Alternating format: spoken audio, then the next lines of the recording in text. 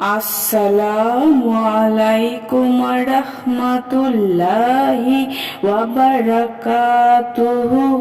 সুপ্রিয় সম্মানিত দর্শক ও শ্রোতা, আশা করি মহান রব্বুল আলামিনের দয়ায় আপনারা সকলেই ভালো আছেন। সুপ্রিয় সম্মানিত দর্শক ও শ্রোতা, আজকে হযরত আনাস ইবনে মালিক রাদিয়াল্লাহু তাআলা আনহু থেকে একটি ঘটনা বর্ণনা করব।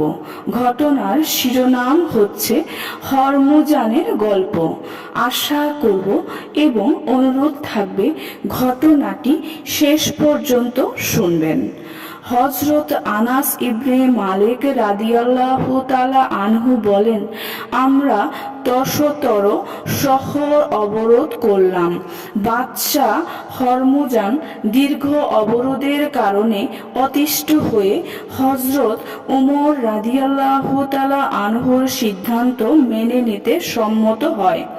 আমি হরমুজানকে নিয়ে হযরত উমর রাদিয়াল্লাহু তাআলা আনহুর কাছে হাজির হলাম। হযরত উমর রাদিয়াল্লাহু তাআলা আনহু বললেন, হরমুজান, তুমি কি বলতে চাও? হরমুজান বলল, জীবিত লোকদের মতো বলবো নাকি মৃত পথযাত্রীর মতো? হযরত উমর রাদিয়াল্লাহু তাআলা আনহু বললেন, ভয় পেও না, যা বলতে চাও নির্ভয়ে বলো।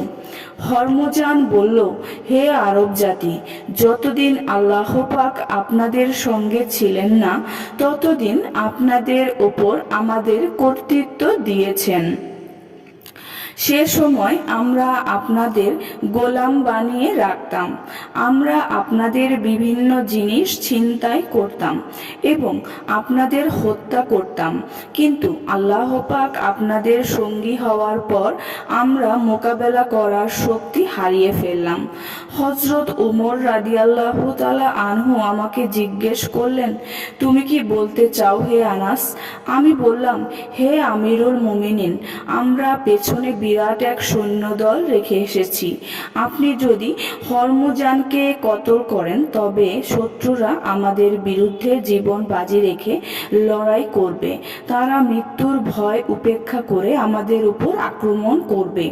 হযরত উমর রাদিয়াল্লাহু তাআলা আনহু বললেন, আমি বারা ইবনে মালিক রাদিয়াল্লাহু তাআলা আনহু হামজা ইবনে সাওর রাদিয়াল্লাহু তাআলা আনহুর মতো সাহাবীর কতলকারীকে কিভাবে জিন্দা রাখতে পারি?